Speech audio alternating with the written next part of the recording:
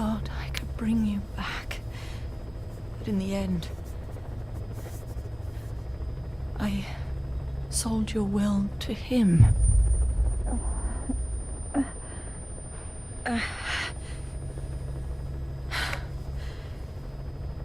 Now this part is just one big shell.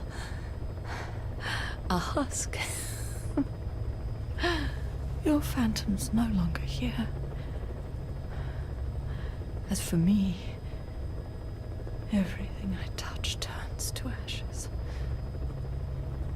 I could never make anyone happy.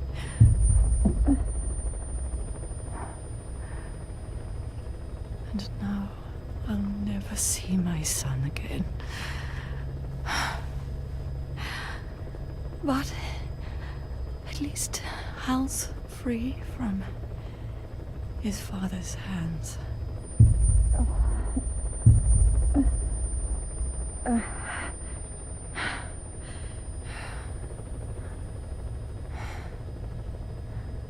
Me, with child. Can you imagine? I wonder how you took the news. Were you jealous? I knew what I was doing. If I could pass your will onto a child I carried, my genes, your meme, a father would be irrelevant. If I did that, that child would be ours.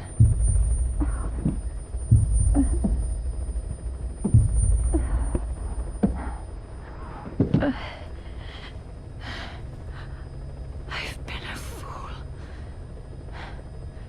Pride, conceit, baseless theories. Of course, I couldn't see through the dream. The false you I created. I only wanted to pass your will on to the next generation. But Zero took it away. And now I haven't just lost you. I've lost my...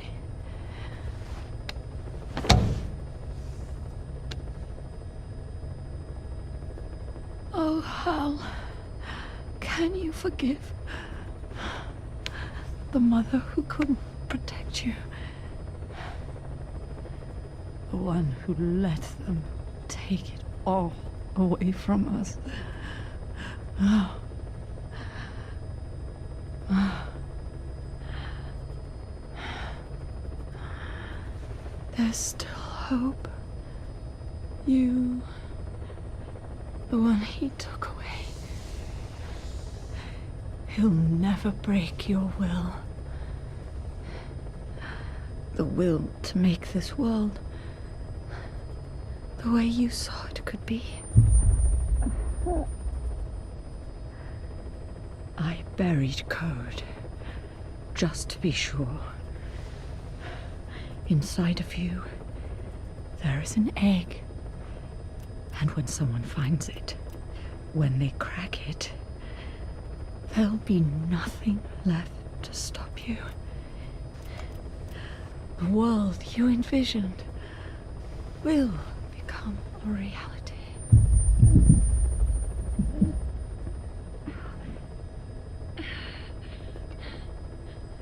Joy, I know you can hear me. You do remember my voice, don't you? Please, take care of our son.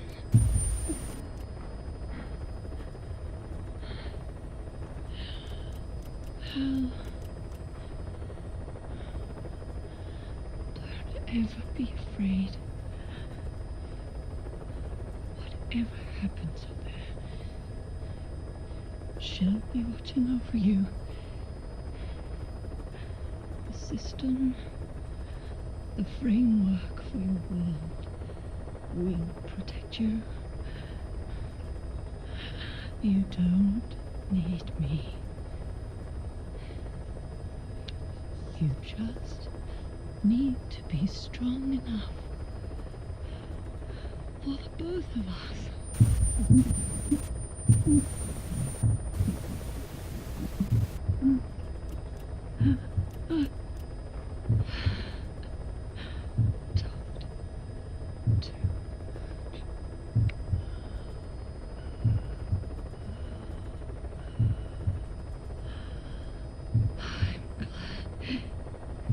You.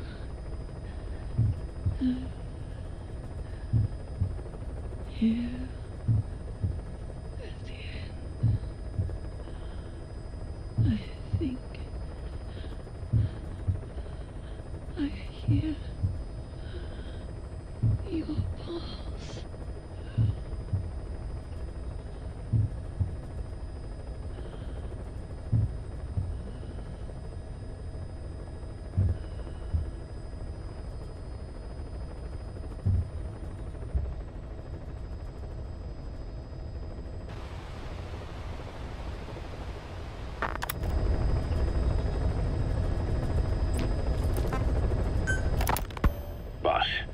I have the report on that cargo we stole from Cypher's truck. The PF was transporting two things. The analysis of that malachite has come back first. Naturally, the main compound is copper. There's also a small amount of cobalt. Nothing unusual so far. Southern Zaire is a well-known copper belt. However, in addition to these, we also detected a trace amount of uranium. The content percentage, though, is too low for nuclear development. It most likely came from Shinkolobwe mine. That's where the uranium in that area comes from. The mine's closed, as all the high-purity uranium ore dried up a long time ago, but you could probably still find it there in small quantities. That said, there are plenty of other uranium mines that are in operation, like in Niger, Namibia, South Africa. Why go to an abandoned mine to scrape up whatever's left and ship it out in mass quantities without refining it? They were transporting that yellow cake too, which would suggest they have the technology to refine uranium. Anyway, that about sums it up. Unfortunately, the analysis of that yellow cake is taking a little longer. I'll let you know when it's done.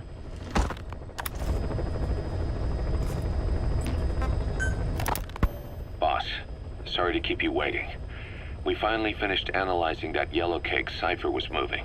There was nothing unusual about the composition of the yellow cake itself.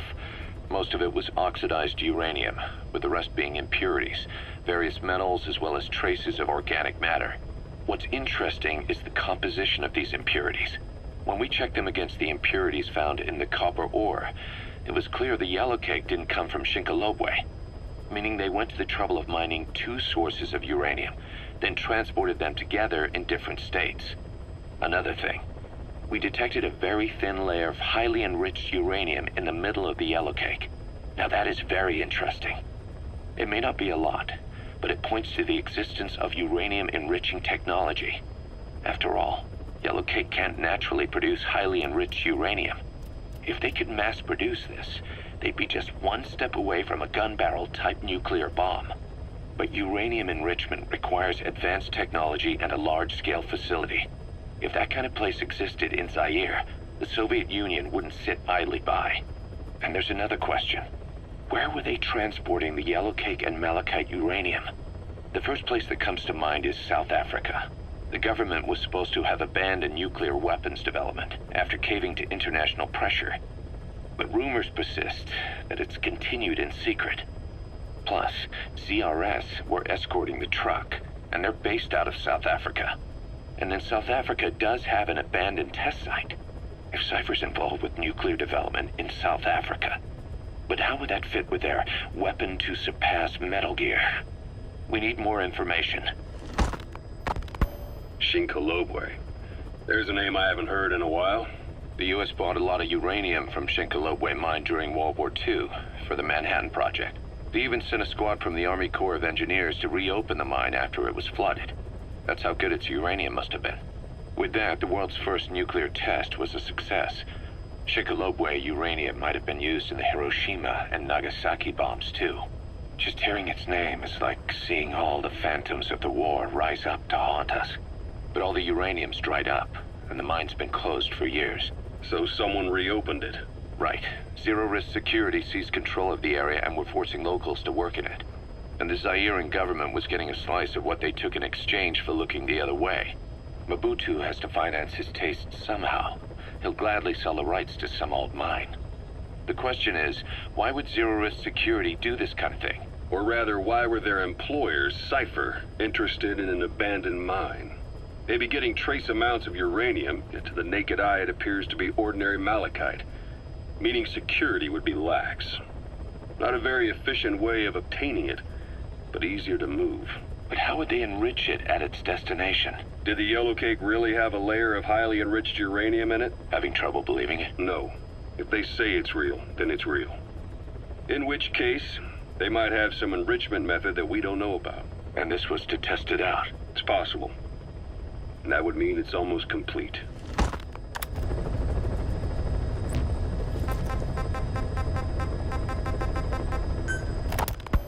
Ever since the attack on your unit 9 years ago, the name Big Boss has become known the world over. What do you mean? Those of your men who survived traveled far and wide. They fought throughout the world. In fact, they're part of the reason we have all these PFs now. Every one of them suffered their own phantom pain from losing you. Talking about you wherever they went helped to heal their wounds. Your actions and words, your legend, has been told on every battlefield they've set foot on. Obviously, as the tales have spread, the truth's been distorted, painted over. Big Boss sacrificed himself to show us the threat that Cypher poses. He sounded a warning, so it goes. A warning? Too much power destroys the hands that hold it. Apparently, you chose to be a living example of that. I never said any of that. The moment any truth is passed on, it starts turning into fiction. The problem is, fiction inspires people more than facts. To the world, you're now the legendary mercenary Big Boss. The lessons you've taught the PFs are the reason they're so widespread. They're the reason they've survived. And you know what they all aspire to? To one day go nuclear, just like you did, and stand up to Cypher. Of all the stupid things you could do. They'll never understand what you really wanted. Heroes are misunderstood. It takes a man of the same caliber to understand what drives them. Bottom line is, these guys want to be like their hero Big Boss. And deep down they all have their eyes on nuclear weapons. They say that a nuke is the only means of standing against Cypher. But these days it's becoming little more than a slogan to rally the troops and survive in a cutthroat business. Currently, there are 3 major PFs who've expanded into Central Africa. CFA, Rogue Coyote, and Zero Risk Security. HEC's investigations have shown there's almost no overlap between their areas of operation. It's not so much a turf war, more like they have a gentleman's agreement. If you do cross paths with them, you probably won't have to face more than one at a time. Still, don't expect a walk in the park. The CFA, Contract Forces of Africa. These guys are a major player. Their head office is in Pretoria, South Africa. That's also where the South African Defense Force is headquartered. We think the two are closely connected. An HEC investigation revealed that most of the CFA's operators are former SADF soldiers. South Africa has been locked in struggles with neighboring regimes for years. That means constant action, and we know better than anyone that's the best kind of training. A company drawing its recruits from hardened military vets. You can bet they know how to handle themselves. Do not underestimate them. Within the CFA is a company of soldiers made up mainly of locally hired operators. They speak Afrikaans to communicate with personnel from the CFA, but if you notice any speaking the local language, that's them. Though hired from the local population, they were originally part of a paramilitary group, so they'll have plenty of combat experience. And unlike their days shooting junkyard rifles out of beat-up pickup trucks, the CFA now supplies them with the latest gear from the West.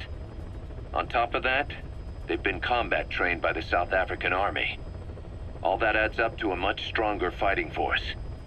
So don't brush them off. Look at the Angola-Zaire border region. The east bank of the Munene River in particular. It's a microcosm of a problem that stretches all across Africa. There's a civil war going on in Angola, fought between the government MPLA and the Western-backed UNITA. Zaire is still a dictatorship under President Mobutu, but numerous uprisings have broken out in its remote regions. With all the trouble elsewhere keeping their hands full, neither government has control over their side of the border. They depend on militias and PFs, as do the rebels. Government forces, guerrillas, militants, groups of all shapes and sizes hawk whatever resources they can to hire PFs. Conflict brings PFs. PFs expand the war zone, and more conflicts erupt in a continuous chain reaction. Sounds like our kind of work. Mother Base could grow by leaps and bounds.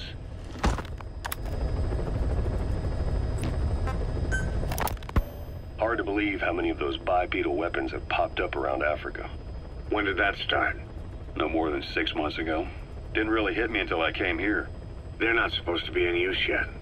Emmerich says they were still doing the last round of fine-tuning. The doctor has no idea. His research has already hit the black market.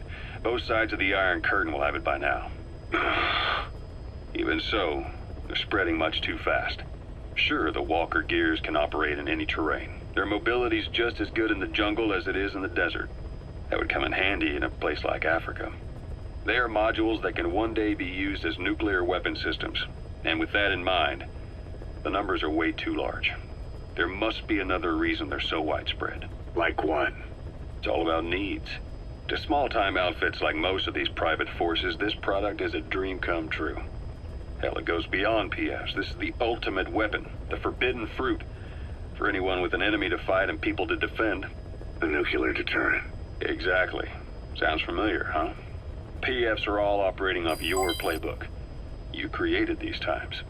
But could this be the new weapon in Africa that Emmerich talked about? If it is, why is Cypher letting everyone and his brother get their hands on one? What comes next? Selling nuclear weapons in the open? Making them public property? Why don't they give that a try? Then the next war really will be fought with sticks. Right. The man we're dealing with isn't foolish enough to make a suicide pact with the world. So, what is Cypher really up to?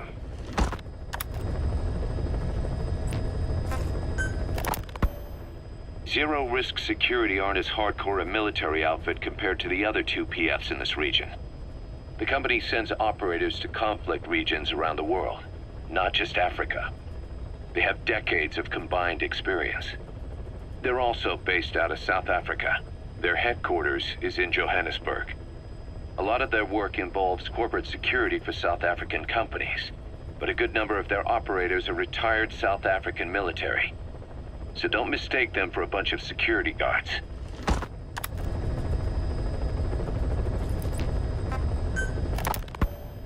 Rogue Coyote operates mainly out of Africa these days. Of the three PFs, they're the smallest. However, they scooped up most of the Rhodesian SAS after the country collapsed 4 years ago. Picture their entire organization as one big special forces unit. With Rhodesia a British colony, the Rhodesian SAS had its origins in 22 SAS Sea Squadron. They started out as a group known as the Southern Rhodesia Volunteers, but in '51 they were incorporated into 22 SAS as members of the British Commonwealth and deployed to fight guerrillas in the Malayan emergency. Even now, 22 SAS keeps the Sea Squadron designation empty in recognition of their service. In a way, you could say the SAS almost makes up the core of Rogue Coyote. Later on, they were bolstered by other talent, including former Celis Scouts and 32 Battalion. These guys are direct descendants of the best special forces in the world. They won't go down without a fight. Don't get careless. Kunganga Mine. A civil war's been going on in that region for the last 20 years. It's being fought by what are now two ethnic groups, the Buta and the Mbele. Originally, you could barely tell them apart, but the reason for the current armed conflict goes back to World War I. After the war, their land was colonized by a European power, and it decided to give local control to the Buta. That split the two groups into rulers and subjects, laying the foundations for an inevitable civil war. The friction between them remained even after they won independence from Europe. The Buta are holding on to power to this day, and the Mbele rebels continue to fight back. The conflict is funded by locally mined gold, rare metals, diamonds. They've used the money from those to arm themselves, buy oil, and even hire PFs. The Buta administration owns the mining rights to Kungenga mine. But most of the laborers are Mbele, who they've taken prisoner. The product they've gouged out of their land is bought up by cheap Western corporations. And the civil war is fueled by the profits. That's how it goes. One country's people is split apart by another country. Then the two groups tear up their own land for money in order to fight each other. Now this civil war started by a foreign power is the norm, and it's sucking up all the country's resources. PFs are just the same. They follow the money, taking war with them wherever they go. That goes for us too. It's an endless river of bloody retaliation, and we're standing downstream. Should we make a stand and staunch the flow? Or wade in amongst the corpses and make a bigger splash than the rest? We'll follow your lead, boss.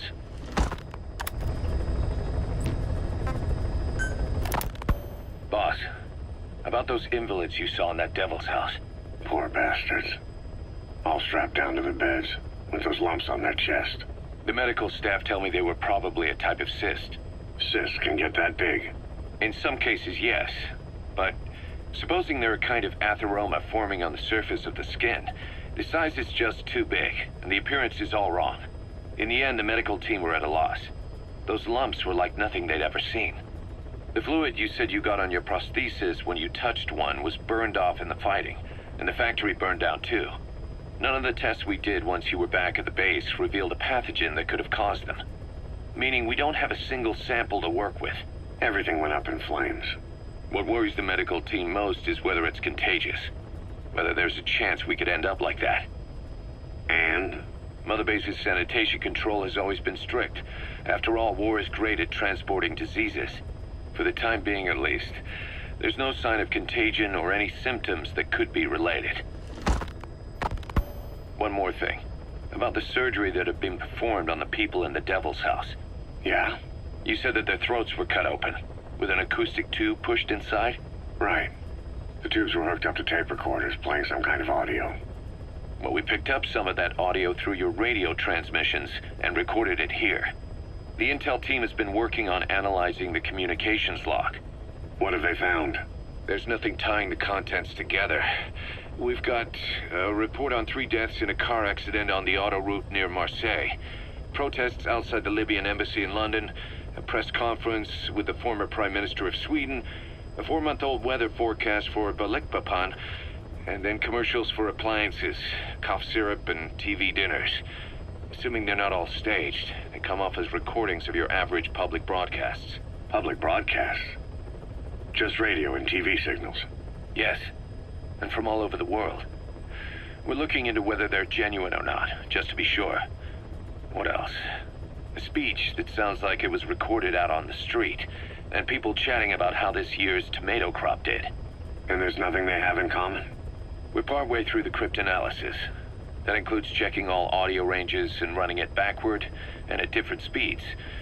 Then there's vocabulary breakdown for political suggestions, ideological common points. But I don't think it's going to get us anywhere. Where were the recordings made? There's nothing linking them from that angle either. Just like you reported, we've detected virtually every major language there is. French, German, Italian, Spanish, including South American accents. Then there's Russian, Hindi, Arabic, Portuguese, Mandarin, Cantonese, Japanese. They're nothing if not thorough. Well, I don't know if we've got them all covered. Ignoring the ones that have gone extinct, supposedly over 5,000 languages exist today. Besides, English isn't one of the ones we picked up. Really? English? I know. Only 5% of the world's population is a native English speaker. But when you factor in those who've acquired it as a second language, nearly 1/3 of the people speak it. The world's dominant lingua franca. You gotta figure they had it somewhere among all the languages in that place. No English. Bear in mind, we didn't hear everything that was played in that room. We couldn't isolate the more distant sounds due to static, and the program could have been set to change every day. In a nutshell, for reasons unknown, People in that room with a common medical condition were made to listen to recordings in languages from around the world. It's not clear how the growths on their chests fit into it. It could have been treatment for them, or maybe an experiment of some kind. I'm guessing one person knows. Yeah, Skullface. He was there. The only thing we can say for sure is that he's involved.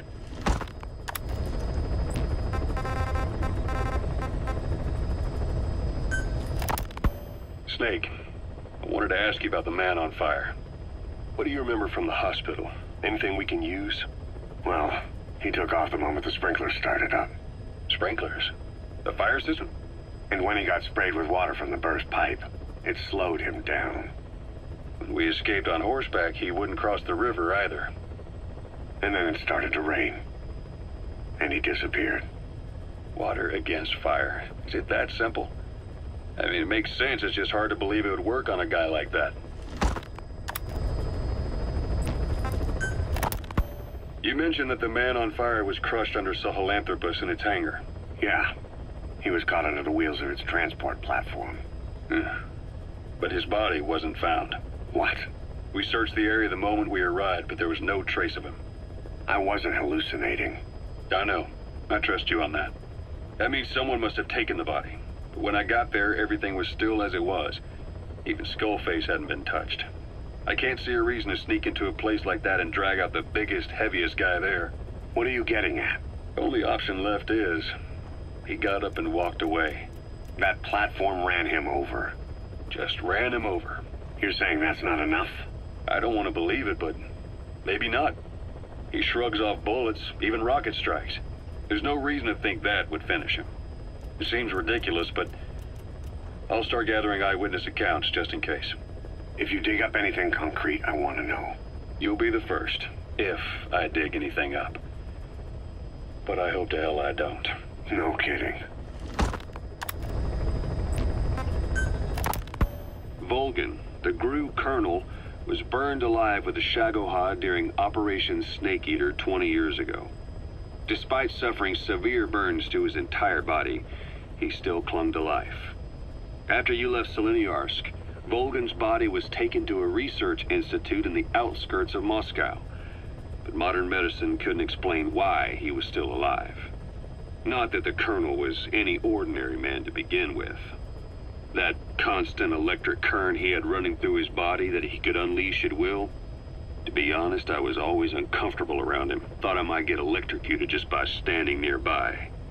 The institute studying him was tasked with investigating and developing human paranormal abilities. The comatose Volgan was used to further the Soviet Union's research into such abilities. But not long ago, the facility burned to the ground, and Volgan's body was never found among the rubble, even though the fire started in the room where they were keeping him. This occurred at around the same time you woke up. If Skullface was right, and a thirst for revenge can turn a man into a demon and keep the dead alive, then this man on fire who's been coming after us ever since you woke up, well, that just might be what's left of our old friend Volgan. It's not over yet. Back in '64, in Seleniarsk, you brought his plans for a utopia down in flames. That grudge is what's keeping him alive. The day the research facility holding Volgan burned down, a Soviet jumbo passenger jet happened to crash nearby, far away to the north of that hospital in Cyprus. On board the plane was a young boy who was being studied at the same facility.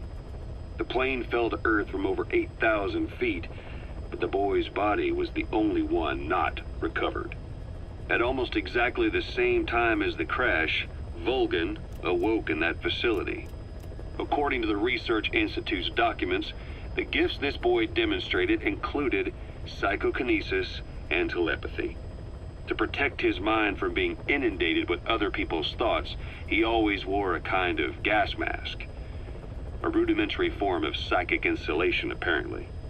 We don't know where this boy is, but if Skullface is connected to him, we may cross paths with him yet. This boy is part of a new age where nothing we understand about the world makes sense anymore. Don't let your guard down. The White Mamba. Nyokayam Pembe. He's the commander of the kids based out of Wala Yamasa. As you know, contract forces of Africa were stationed at that village. Anti-government forces hired CRS to bring kids there from around Africa for training. But at some point, the adults with the PF started dropping like flies. This was right after we arrived in Africa. We don't know the cause. The kids ended up on their own. Must have been like fish out of water. Nothing to eat, no way to get back home. All the adults taught them was how to use a gun. Sure, they could shoot targets, but hunt for food? Not likely. They wouldn't have lasted long. Then the White Mamba showed up. He was faster and stronger than them, a better soldier, and he knew how to lead. I guess somebody wished upon a star, because their savior turned up like stardust straight out of the blue. The moment he arrived, the kids had their new commander. That was when they started attacking other villages. Word of the infamous White Mamba spread fast. But it isn't just his combat skills that got people talking. As you can tell from the name, he's the only light-skinned kid in the unit. Not to mention the blonde hair and the blue eyes. Not common in those parts. We have no idea where he came from or what he's experienced. The kid's a huge blank. But I'm sure you'll know him when you see him. One other thing. He's still a kid, so don't kill him. Be careful not to hit him with anything lethal. Not even a flesh wound. Our mission objective isn't just suppressing a bunch of militants. This is a DDR operation of the kids in that unit. DDR stands for disarmament, demobilization, and reintegration. Disarmament is obvious. We take their weapons off their hands. The demobilization part means dismantling their military organization to ensure they can't arm themselves again. To do that, you need to capture the unit's commander and have him order his men to disband. In this case, the commander is the White Mamba. There's nobody above him, so he's all we need to grab. Finally, reintegration. Through education and occupational training, we give them a means to live besides war. A lot of kids born in a war zone don't know any other way to live. So before they find themselves back there, we teach them another skill. I'd like to establish this rehabilitation process at Mother Base. That's why we're bringing those kids back here. It's not so much for their sake. It's for the world that we're trying to create. No other way about it. Those kids are amateurs. Bad for business to have them running around where we're trying to work. Bring them all back if possible. Or as many as you can.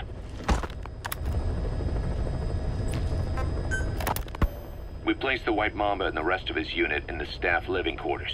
How's that going? It's a disaster, but what else can we do? We've taken away his weapons and banned him from using his nom de guerre. Apparently his real name is Eli. He must feel like we stripped him of his whole identity. We'll let things simmer down. I put a guard on him for now. Still the question is, who is he? Where did he come from? And how has he survived? He's still not talking. No, he won't say a word about himself. But you know, it looks like he speaks English. One of the deck crew called out to him in English, and he said something back. He just lost it all of a sudden, started mouthing off at the guy, in perfect English. He wasn't stringing together words he picked up somewhere. So English is his mother tongue. He could be from the east, or the south, or maybe even further north or south. English is well established in countries all across the continent. It's rooted in Africa like a weed, or maybe parasite is the better word. So just speaking English doesn't help us figure out where he comes from. Could even be from off-continent. Right. In any case, we'll keep an eye on him. If we learn anything else, I'll be sure to let you know. Boss, we've got the results of Eli's genetic tests. We can finally put this worry behind us. We used the PCR technique and conducted DNA fingerprinting of the copied DNA sequences. Neither is mainstream science yet, but the concepts and procedures are sound. Both tests say there is 0% chance that the two of you are blood relatives, meaning the results are negative. He's not your son, nor is he your clone. He's just another person. It was 12 years ago that Zero made plans to clone you. Eli's age and appearance certainly are a good fit. I admit the first time I saw him I did a double take, but it looks like we were worried for nothing. Eli isn't your clone, though you might still have one somewhere out there. But if Eli isn't the boss's clone, why does he seem so obsessed with him? Not to mention having one hell of an attitude for his age. I don't know. Learning the truth about himself, cursing the fact he's a clone, bearing a grudge against selfish adults, and coming to hate who he was cloned from. Big boss. If that were really the case, I could understand it. I might even feel a bit sorry for him. But no clone could have a totally different DNA fingerprint. And the test left no room for error. You yourself were there when we drew Eli's blood sample. Come to think of it, when we went to OKB-0, he'd snuck onto a chopper and was there. Yeah. He was acting strange even then. Or actually from a little before that time. That was exactly when we began these tests. Maybe he suspected something when we drew the sample, not knowing what we were doing to him, and becoming mistrustful of us. Hard to say. Eli's had an attitude problem from day one. So what is he then? Well, if he's gonna tell us that himself, we'll need to get him to open up more first.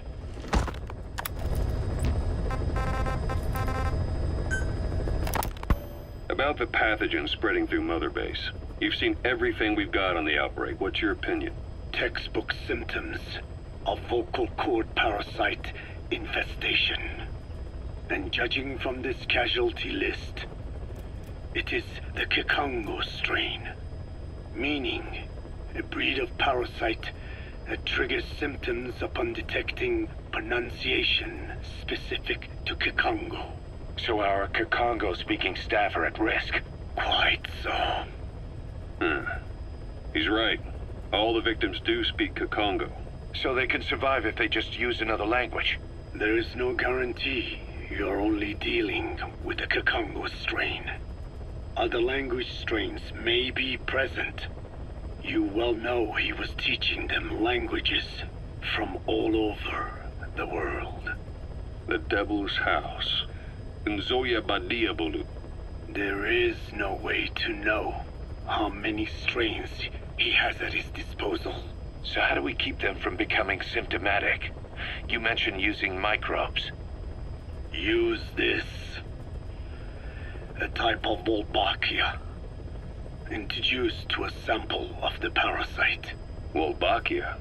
A parasitic bacteria that colonizes the parasites, turning male to female and preventing copulation. You must cultivate more. What have you done with the infected bodies? Cremated to stop the spread of infection, but we did keep a few for study. Good. Take this sample, grind it to a pulp, and introduce it to the larvae now nesting in the dead. The Wolbachia will multiply rapidly within those larvae. They're soldiers, not some petri dish. Conventional cultivation methods will take too long. Extract the Wolbachia from those larvae and vaccinate your men. Kikongo speakers first. This is the fastest, surest way. No one is to speak a word of Kikongo until the Wolbachia are safely inside them. I will instruct your medical staff in detail on site. You have the appropriate facilities. Yes, but do not worry. I made a pact with your bit de Cholone on the honor of the Dene.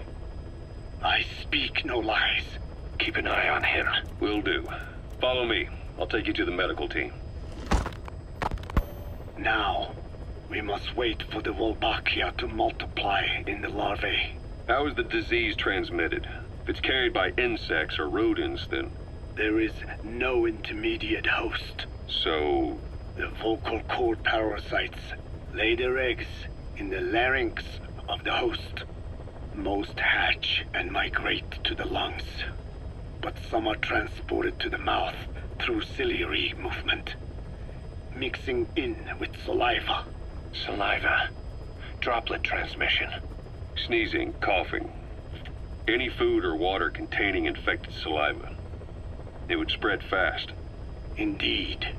And when the larvae migrate to the lungs, symptoms can resemble the early stages of a cold, making it easy to infect others. Meaning a simple conversation would be enough to pass it on. All right, so what happens after the larvae migrate to the lungs? It is as I said before. They mature by feeding on alveolar tissue. It is only then that noticeable symptoms appear in the host. And by that point, it's too late. He's infected everyone else. It's one hell of a weapon you've created. That is what Blag Anna wanted. Something that would spread easily. In truth, he's not the reason. But we will discuss that another time. The Walbakia have multiplied. We're preparing to extract them and begin vaccinating. But is this really the only way? Sure, it'll prevent infection, but the cost? You would rather remove their vocal cords? No. Tactical communication's a linchpin of what we do. What if we were to ban the use of Kakongo? Insufficient. First, there's no guarantee that only the Kikongo strain is here. Second, there is the matter of how the parasites lay their eggs. Before they can copulate, they must be exposed to the pronunciation of a specific language for a period of time, like a container filling with water. But the duration between when the container is full and when the copulation actually begins varies from case to case. In other words, even if the infected stop speaking as a countermeasure, it may already be too late. The only true solution is to prevent copulation through the Wolbachia, or by physically removing the affected tissue. Do any antiparasitics work? It sounds as though you have already tried. Yeah. We tried every one there is, and nothing. I have yet to find a medicine that can remove the parasites. At best, it temporarily covers their ears. Why is that? Because the parasites are companions to us. To remove them inevitably harms the host. Companions? More than you think. And this is why the human immune system cannot eliminate them.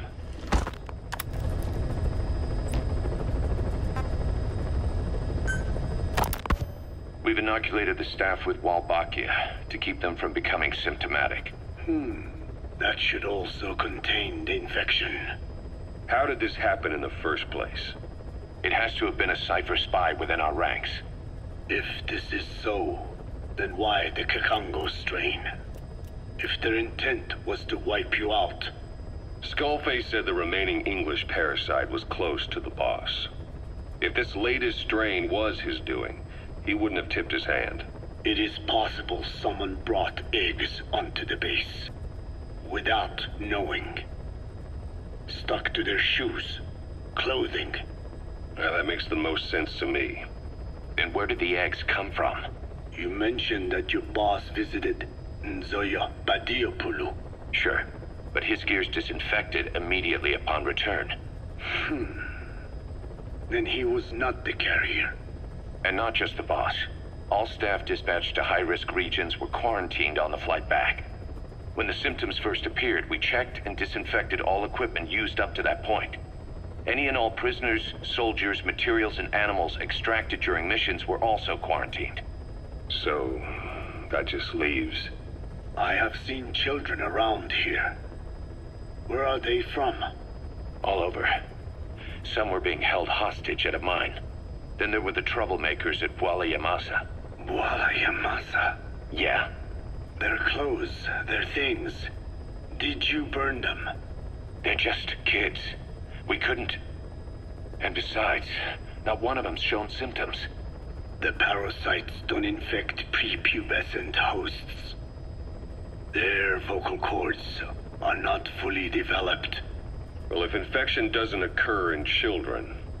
It is possible they carried eggs on their clothes, and the infection spread from them. Check the kid's stuff. I doubt there is any trace left by now. But if there is, some of those kids must be close to hitting puberty. How could we have missed this? The name Walla Yamasa got quite a reaction from you. I'm guessing the Kikongo strain was released in that village. Cypher used that region to experiment with vocal cord parasite transmission. The Kikongo strain.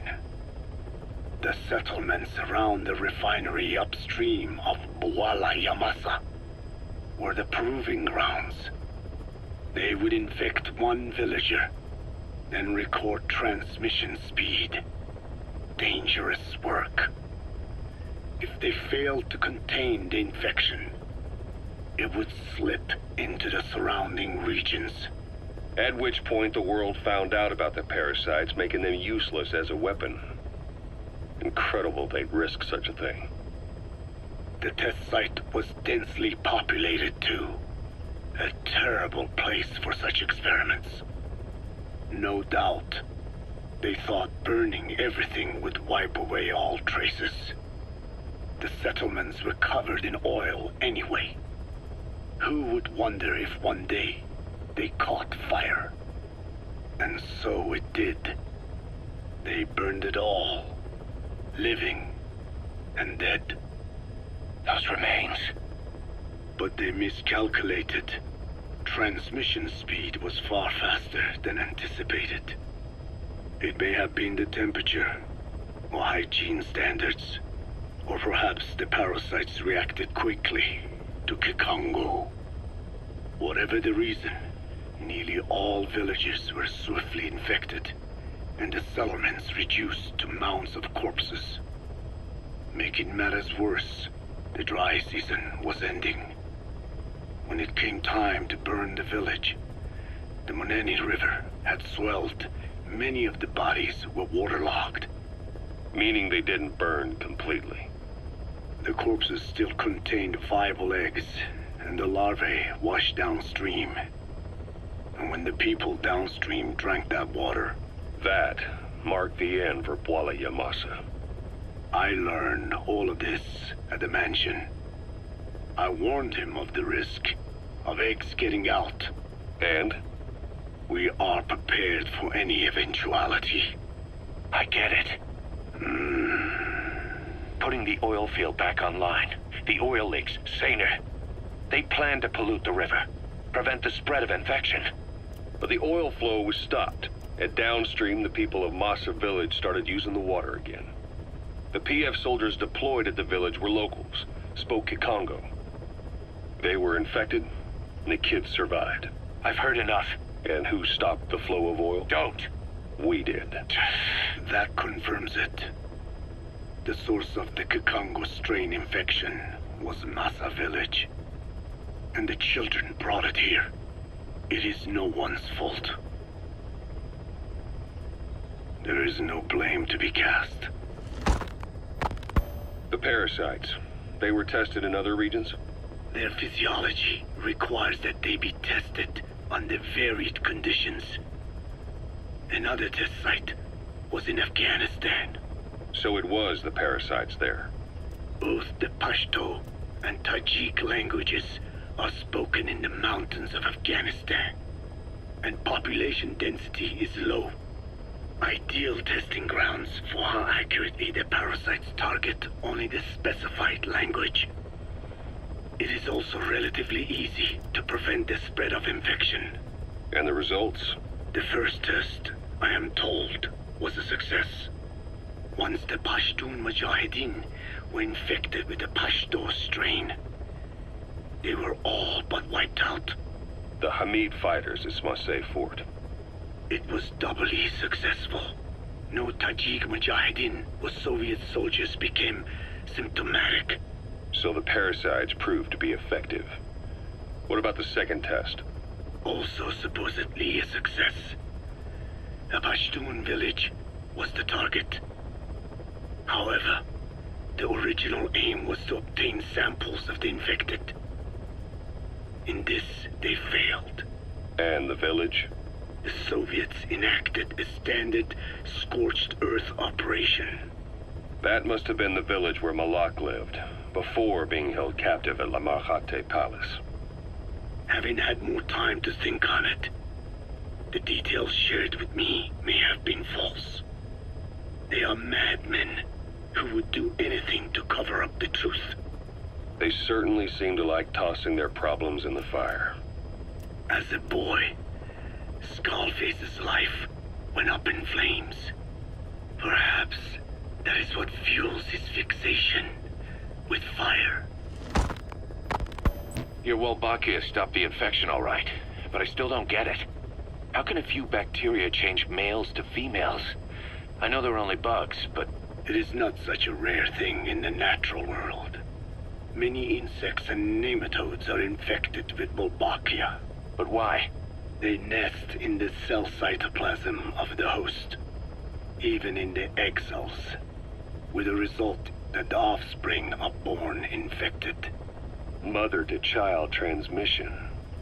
However, Wolbachia cannot nest in sperm because they do not have cytoplasm. So even a successful infection of a male ends after a single generation. This means the Wolbachia must resort to maximizing the population of infected females. Sounds like an ethnic cleansing campaign on a tiny scale. Gender change from male to female is their survival tactic. So more females means more Wolbachia carriers, so it can keep thriving in the following generations. But the parasites in a human host are supposed to be a mating pair. If there's no male, there'll be no offspring at all. It's killing itself. Slow down. This tactic is intended for environments where a single male can copulate with multiple females. Originally, the Wolbachia did not infect the vocal cord parasites. I created a mutated strain, modifying the Wolbachia so that it could infect monogamous pairs. The Wolbachia's greatest multiplying tactic, the male-to-female change, worked against itself in the monogamous parasites, just as you said. Then I performed repeated selection of Wolbachia strains until I achieved 100% certainty of male-to-female conversion. Creating female-female pairs, unable to reproduce. And you say the Wolbachia affects the host of the host, that is, us, cutting off our means to reproduce? It is almost certain. Of course, we will not turn female. After all, mammals possess no natural gender-changing function. But some Wolbachia strains can cause cytoplasmic incompatibility in the host. Is that some cell deformity? Put simply, it means the altered sperm of infected males kill the female's egg on contact. And that's happened to us? Yes, and yet, what occurs in humans is not just simple CI. To date, there are no cases of Wolbachia affecting humans. The fact that this strain causes this effect, is it the vocal cord parasite's affinity with humans? I do not know enough to say for sure. So the parasite warps the host. Reminds me of what Skullface said. It is the way of all organisms to create their own optimal environment. Just look at you and this base. Organisms that cannot do this are doomed to extinction. The difference with parasites is that their environment is another organism. That creates a connection between life and life. Parasitism, symbiosis, or death. In this way, the host too is challenged to adapt.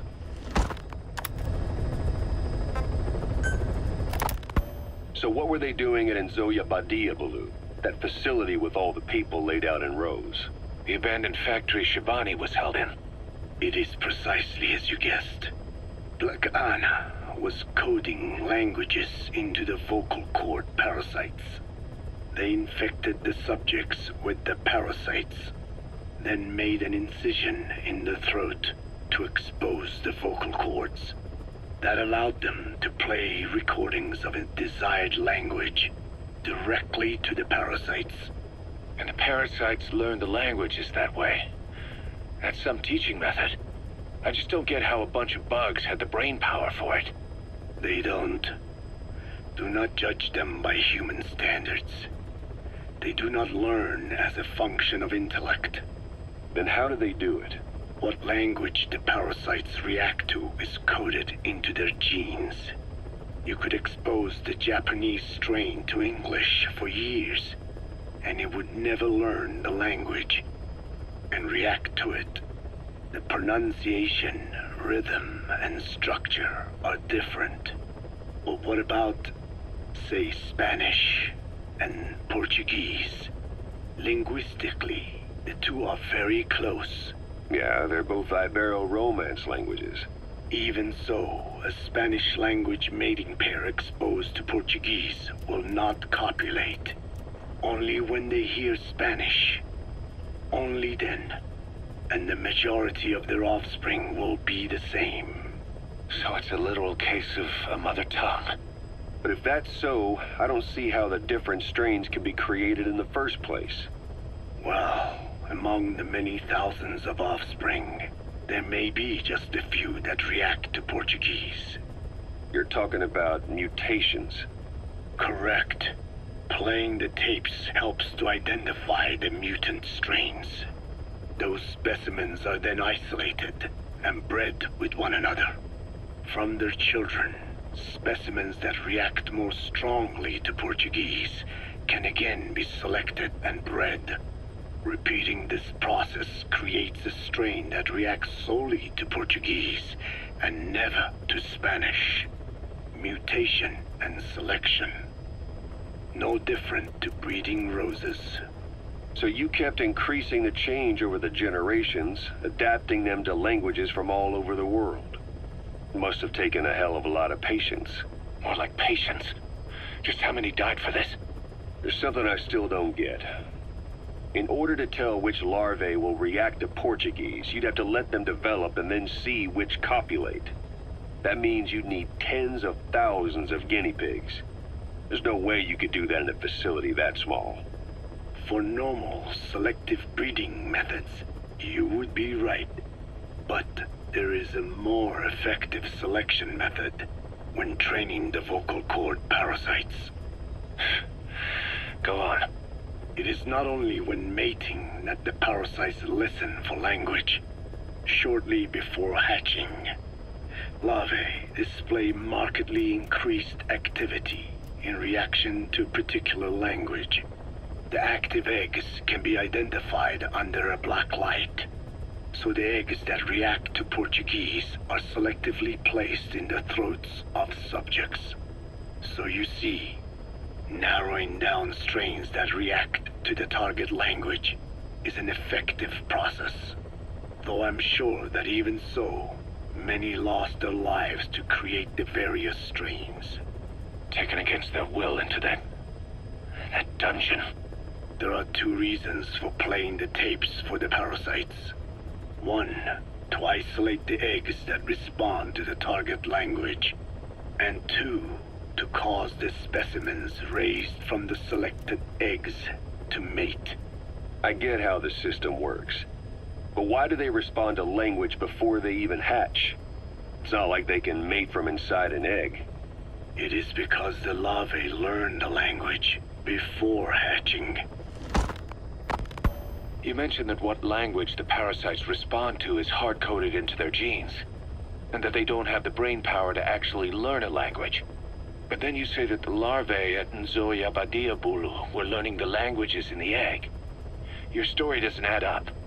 Your country is home to a unique songbird. The Japanese bush warbler. Sure, what of it? What a beautiful call it has. But no bush warbler can sing it perfectly at the start. As chicks, they can barely chirp at all. They must learn from their parents and other adult birds. Only then can they sing properly and attract females. So naturally,